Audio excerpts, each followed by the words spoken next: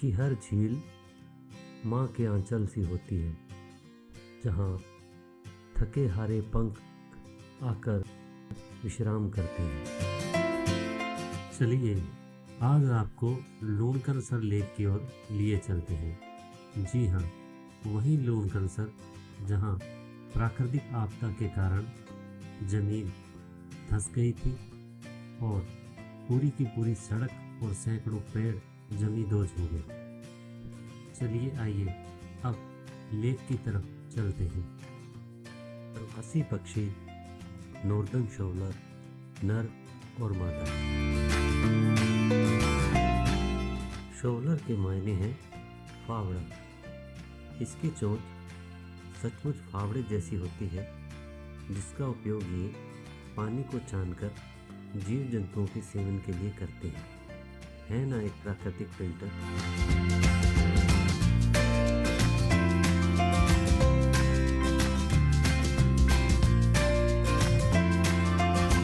प्रवासी पक्षी common shelduck, ये हंस और बतखों के बीच की कड़ी माने जाते हैं।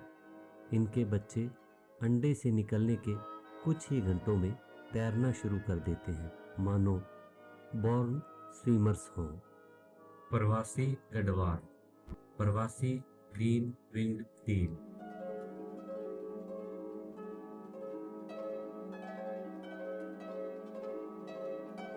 गजपांव और नॉर्दर्न शोलर के पास से गुजरती मूरहन।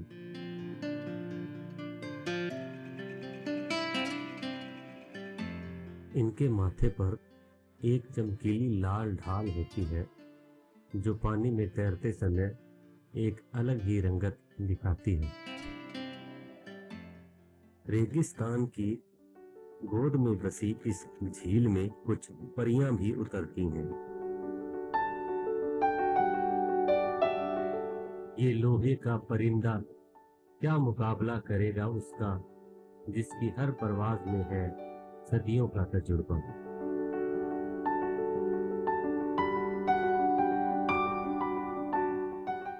रेतीले साहिल पे उतरी है परवाज़ें कुर्जा, जैसे किसी महबूब का हो नाचे अंदाज कुर्जा। ये झील का पानी भी है आईनाए हैरत को देखो, कि हर लहर पे झलकता है रंगे परवाज़ें कुर्जा।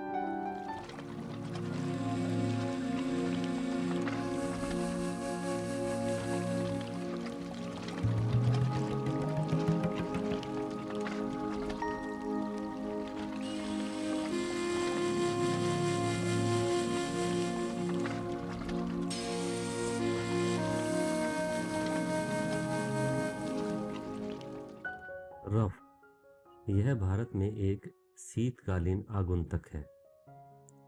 ये भारत में प्रजनन नहीं करते, लेकिन प्रजनन के समय नर के पास एक अत्यंत ही शानदार झालरदार कॉलर पाया जाता है, जो हर नर में अलग अलग होता है, मानो प्रत्येक नर का एक अलग ही फैशन स्टेटमेंट हो।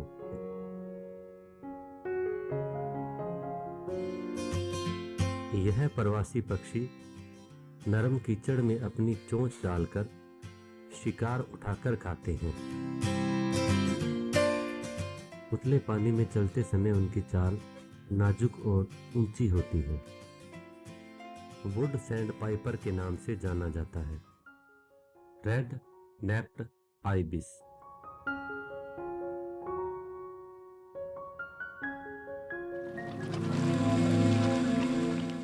यह पक्षी अपनी चोंच के अद्भुत डिजाइन और सुंदर और आकर्षक गतिविधियों के लिए जाना जाता है। यह पक्षी कभी ब्रिटेन में विलुप्त हो गया था, जिसे पुनः वहां उपनिवेशित किया गया।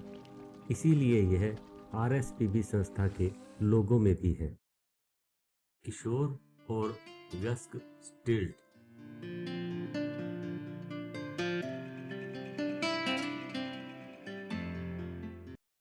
जैसे ये वयस्क होते जाते हैं, इनके पंखों का रंग भूरे से गहरा काला हो जाता है। इसीलिए ये ब्लैक विंड स्टिल्ट कहलाते हैं। इनके पैर अविश्वसनीय रूप से लंबे होते हैं, शरीर के अनुपात में 60% तक हो सकते हैं। इसीलिए इन्हें हिंदी में गज पांव के नाम से भी जाना जाता है।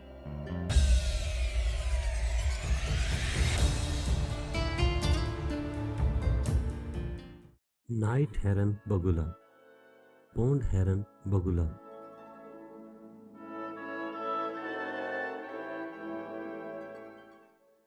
गुलाबी मैना,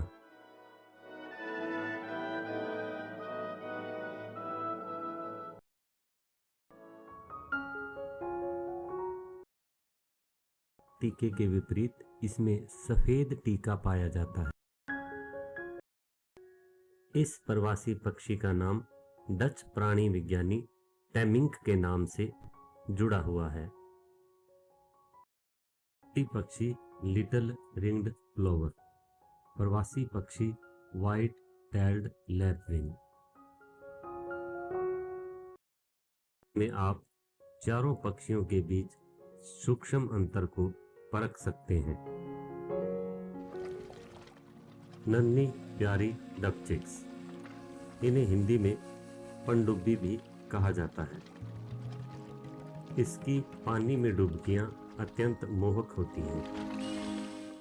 दुख का विषय यह है कि इतनी समृद्ध झील गंदे पानी और मृत पशु डालने के कारण दिन प्रतिदिन प्रदूषित होती जा रही है।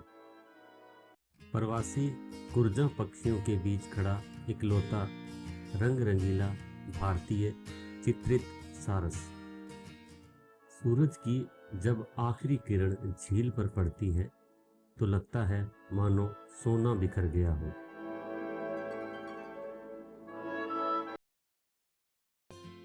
ये तो है मिलन का एक धाम, जहां पंखों की भाषा में लिखे जाते हैं पैगाम। तो पुरजा की आवाज में दर्द भी है, आस भी, एक लंबी उड़ान की थकान और फिर मिलने की प्यास भी। ये नमक भरी धरती भी करती है मेहमानी, हर साल दोहराती है ये अद्भुत कहानी। छोटे से पंखों में भरकर हौसला कितना महान, तपती धरती पर ढूंढती जीवन का मधुमेह गान। ये घना जैसा बनने का इसमें भी है सार, बस चाहिए थोड़ी सी चाहत और थोड़ा सा प्यार। ये पानी, ये मिट्टी, ये किनारा रहे आबाद, परिंदों की चहचहाहट से गूंजे ये फजा हर बार।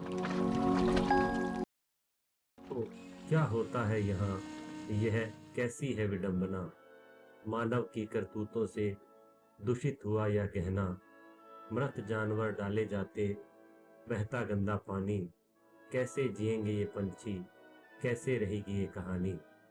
मेहमान नवाजी का फिर कैसा रहेगा मान, सूनी झील के किनारे कैसे होगा यह गान, कैसे होगा यह गान।